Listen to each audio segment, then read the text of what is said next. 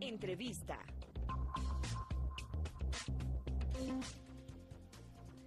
Siete de la mañana con 33 minutos. Gracias por estar junto a Avellala Televisión. Es importante lo que se había dado a conocer en pasadas horas a propósito de la presentación de los alegatos correspondientes entre el 4 y el 8 de mayo, esto para ver la competencia de la Corte Internacional de Justicia.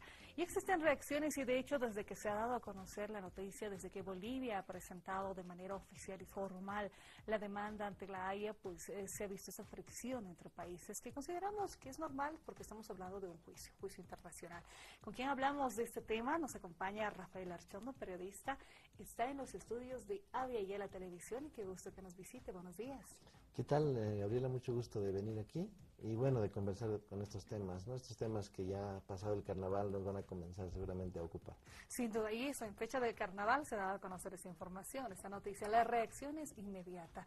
¿Cómo ve a Rafael Archondo el desarrollo de este proceso? Bueno, es un proceso que va a durar varios años, ¿no? El 2013 comenzó. Estamos ya en 2015 y todavía los jueces no han tocado el tema en sí, es decir, no han entrado en materia, como se dice. Estamos todavía en los prolegómenos del juicio. Esta etapa es muy importante porque, bueno, Chile ha planteado que los jueces no son competentes para tocar este asunto, que deberían abstenerse de entrar en materia.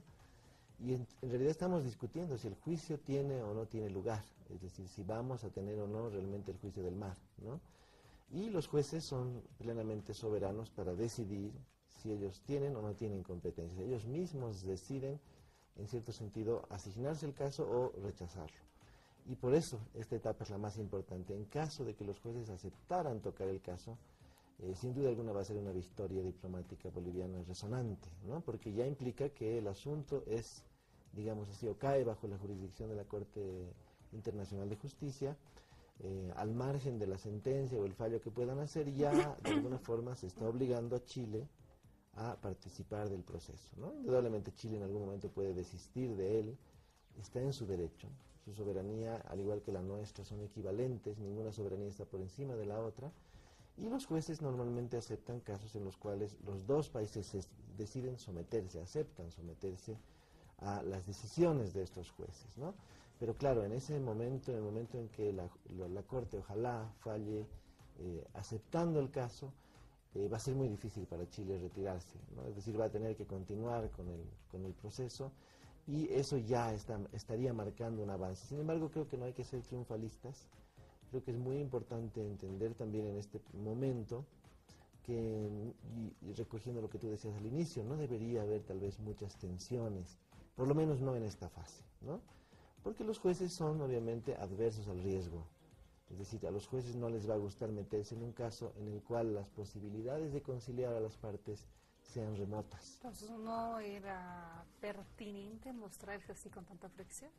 Yo creo que no, me parece que la estrategia chilena, en cambio, tiende a aumentar la tensión. Esto, ¿no? Busca esto, esa es mi hipótesis, ¿no? Yo creo que lo que más le conviene a Chile es el mayor intercambio verbal, la mayor cantidad de insultos, la mayor cantidad de descalificaciones, porque eso genera un ambiente, digamos así, muy complejo, donde los jueces, que son temerosos, quizás opten por no meterse. Los jueces se meten cuando ven que las aguas están tranquilas, cuando ven que los dos países están en cierto sentido inclinados a una conciliación, ¿no? Es decir, cuando observan que hay un ambiente más bien favorable a la resolución pacífica del conflicto.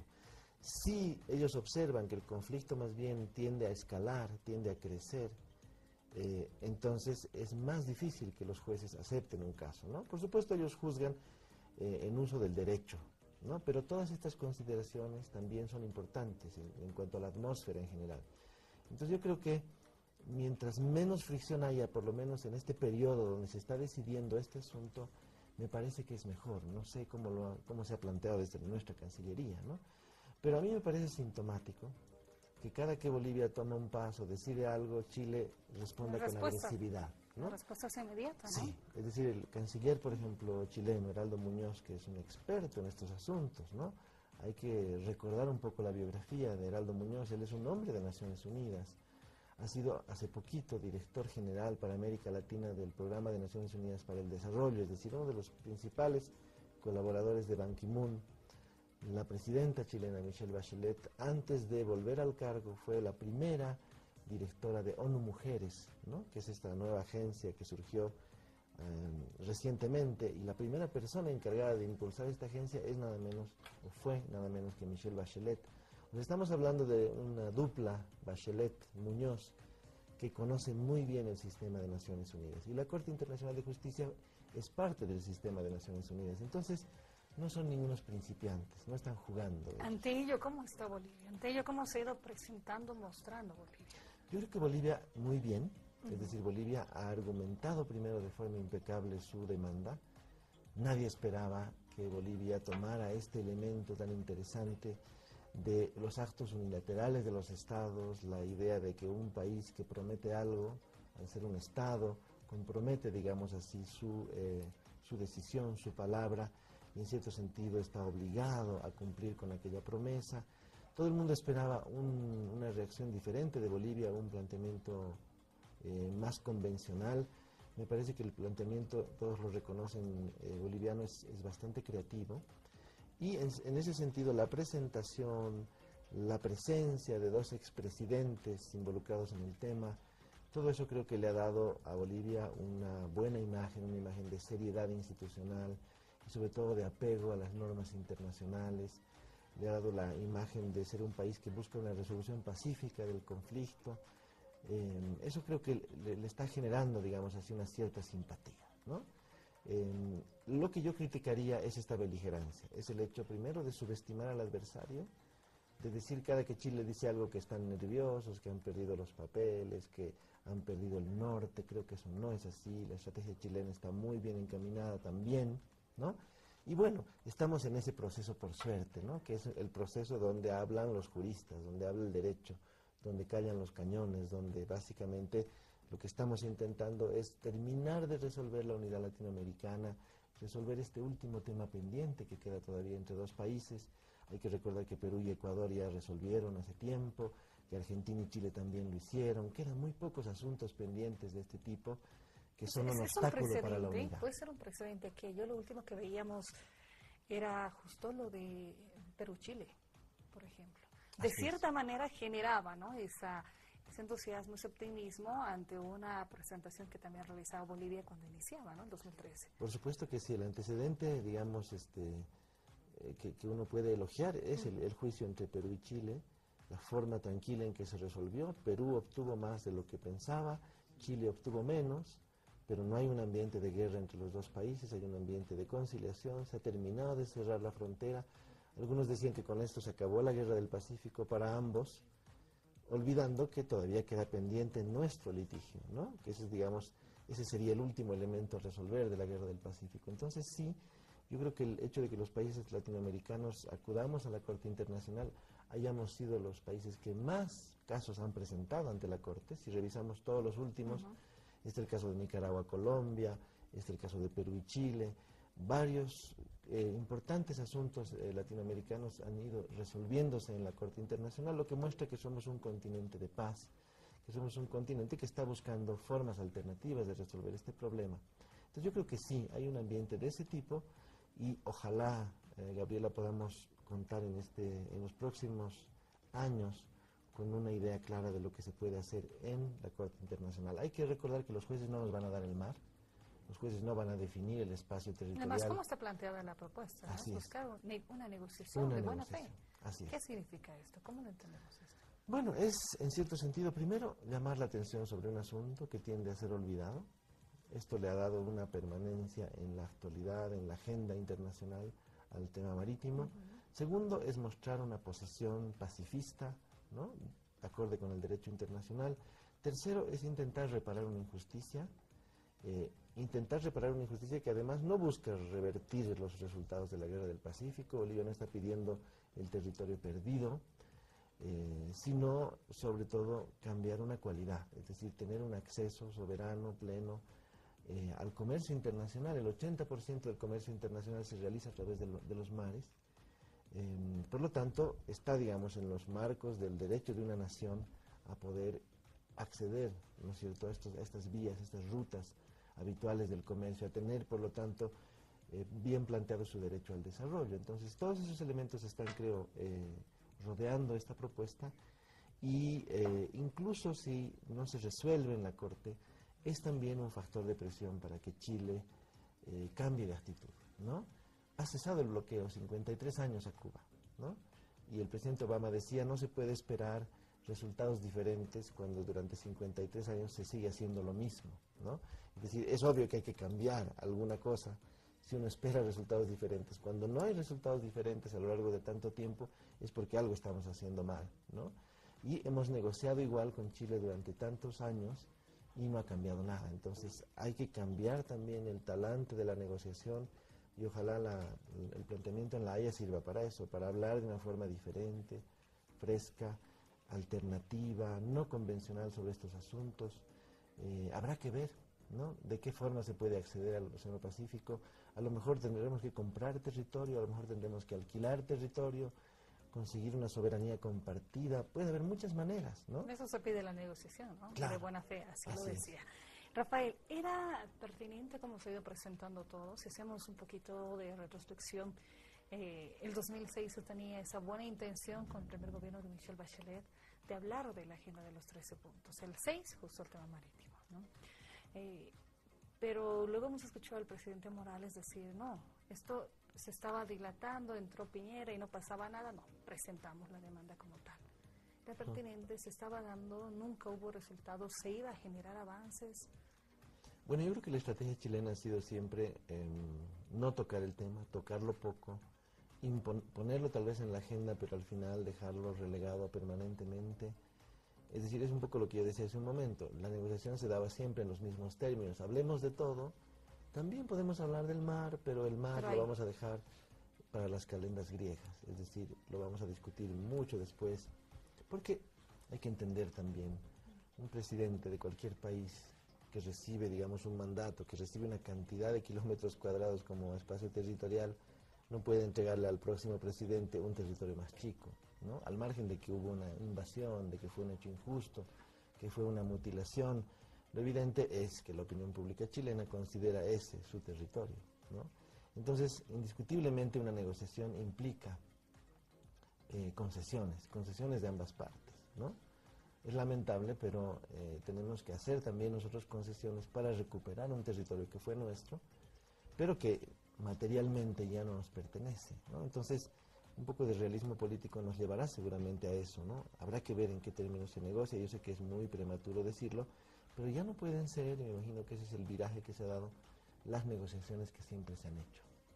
Es decir, tendrán que ser negociaciones sobre nuevas bases, donde se incluye el tema marítimo y se lo discuta de maneras alternativas. Y se hable de verdad sobre el tema, ¿no? Así es, y donde también se muestre de parte de Chile una decisión de hacer concesiones. En algún momento lo hizo, en algún momento Chile estuvo dispuesto a un canje territorial, por ejemplo. Nunca nos ofrecieron el mar a cambio de nada. Eso no lo vamos a conseguir. A cambio de nada es imposible que recibamos esta franja territorial que nos llevaría al Océano Pacífico. Tendrá que ser a cambio de algo. En su momento Chile aceptó un canje territorial, el 75. Antes, en los años 50, aceptó otro tipo de compensación, que era agua dulce. Se hablaba de agua dulce por agua salada, ¿no? Ellos nos daban la salada, nosotros la dulce, pero como venía del lago Titicaca, Perú se opuso porque esa agua es tan suya como nuestra. Entonces, es indiscutible que en una negociación tendrán que fijarse algunos parámetros de qué es lo que vamos a intercambiar, ¿no? Eso ya tiene que cambiar, ya no tiene que ser lo mismo, y lo decía dos veces ya Rafael. A ver, ahora hay otro tema que también se ha ido generando. Una es la diplomacia de estados, pero otra es la diplomacia de los pueblos, las organizaciones sociales, los movimientos en Chile. Se realizó un mural y todo lo que se vaya desarrollando en el tema marítimo, pues siempre ahí están los medios de comunicación visibilizándolos, en el caso de Bolivia sobre todo. ¿Cómo ve esto, este apoyo? Recordábamos el año pasado, teníamos una visita de una gran cantidad de organizaciones sociales de Chile, de la izquierda no convencional, como lo dicen ellos, pero mostrando aquello, ¿no? Una preocupación. ¿Cómo se tiene esa lectura? Es un primer paso, ¿sí? Es un avance, pero hay que estar conscientes de que es una minoría. Es una minoría, pero es representativa. Es un segmento pequeño de la sociedad chilena. Hay que ponerse en los zapatos de los chilenos.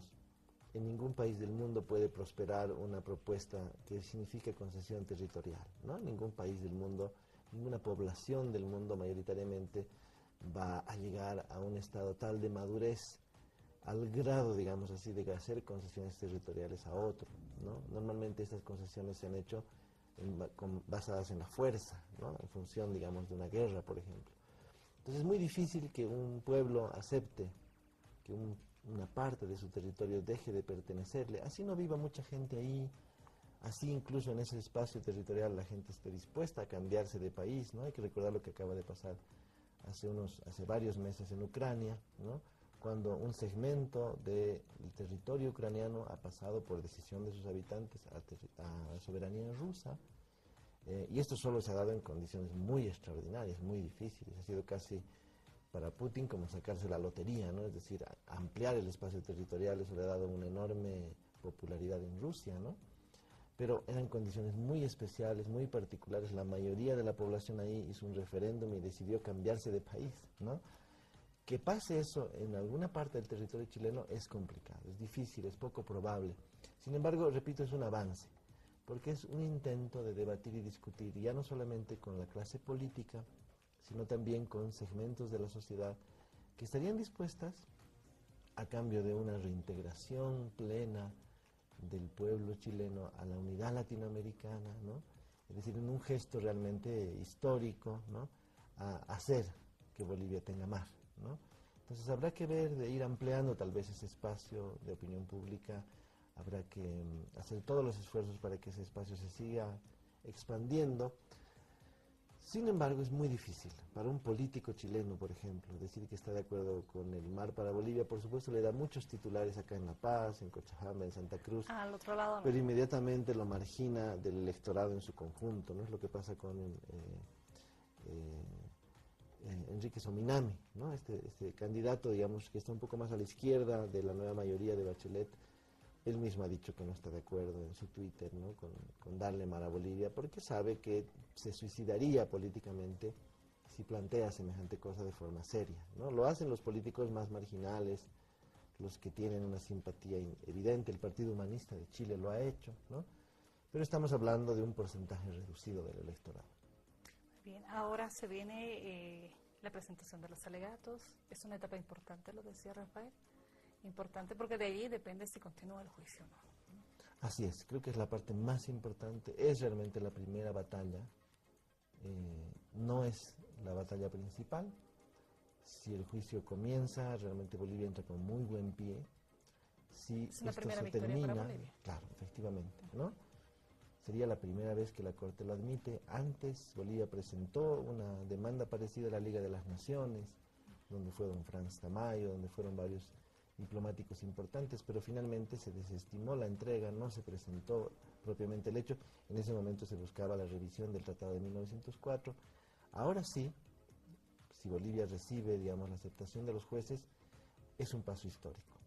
Si no recibe la aceptación, si el caso queda, digamos, cancelado, habrá obviamente muchísimas sonrisas en Chile, pero eso no significa que la demanda marítima queda cancelada, digamos así, en el ámbito internacional. Bolivia seguramente seguirá bregando en estos espacios. El intento creo que habrá valido la pena. Va a ser muy difícil volver a presentar una demanda en el mismo lugar, ¿no? En el mismo espacio de la Corte Internacional. Va a ser un paso que vamos a lamentar todos seguramente y habrá que evaluarlo, pero creo que al margen de todo ha sido importante el ensayo. Y aunque nos vamos a sentir muy tristes si es que los jueces rechazan el caso, de todos modos creo que habrá sido una experiencia muy valiosa para la diplomacia boliviana, que dejó, digamos, la pasividad y entró en una proactividad que es importante. Muy bien, Rafael. Mira, son consultas que nos llegan al medio de comunicación también. Lo digo porque la pasada semana teníamos como invitados a estas organizaciones no convencionales que pueden ser reducidas, pero que van sumando también, y es importante visibilizar nuestros medios. Y nos decían una preocupación interesante. Apoyamos el tema de Bolivia, el tema marítimo, en ese intercambio y en esa negociación que pueda existir, porque decían, ustedes necesitan el tema del mar, nosotros necesitamos gas, y bueno, cualquier negociación de buena fe, como se plantea, que se pueda generar.